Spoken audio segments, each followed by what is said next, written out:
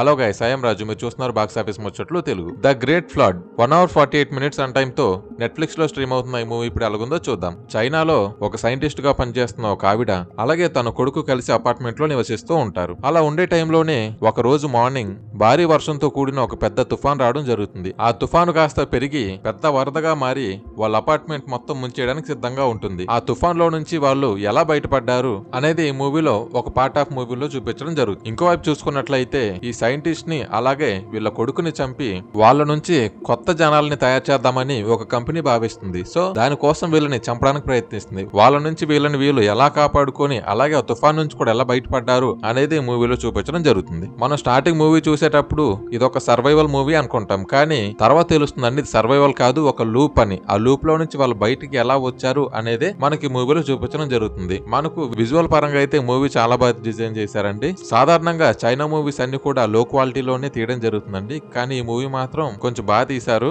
అలాగే వాళ్ళు ఆ ఫ్లడ్స్ లో నుంచి ఎలా సర్వైవ్ అయ్యారు అనేది కూడా బాగా చూపించడం జరిగిందండి. బ్యాక్గ్రౌండ్ మ్యూజిక్ కూడా బానే ఉందండి. ఈ మూవీలో ఎటువంటి అడల్ట్ కంటెంట్ అనేది లేదు. ఫైనల్ గా ఎవరైతే ఒక మంచి సర్వైవల్ మూవీని చూద్దాం అనుకుంటున్నారో అలాగే ఒక సైంటిఫిక్ సంబంధించిన ఒక లూప్ లో నుంచి వీళ్ళు ఎలా బయటపడ్డారు అలాగే ఒక లూప్ మూవీస్ ని ఎవరైతే ఇష్టపడతారో వాళ్ళు కూడా ఈ మూవీ ఖచ్చితంగా నచ్చుతుంది. ఫైనల్ గా రేటింగ్ అండి, ఈ మూవీకి నేను ఇచ్చే రేటింగ్ 3. ఈ వీడియో కనుక మీకు నచ్చినట్లయితే లైక్ చేయండి. మరిన్ని వీడియోస్ కోసం నా ఛానల్ ని సబ్స్క్రైబ్ చేసుకోండి. Thank you for watching.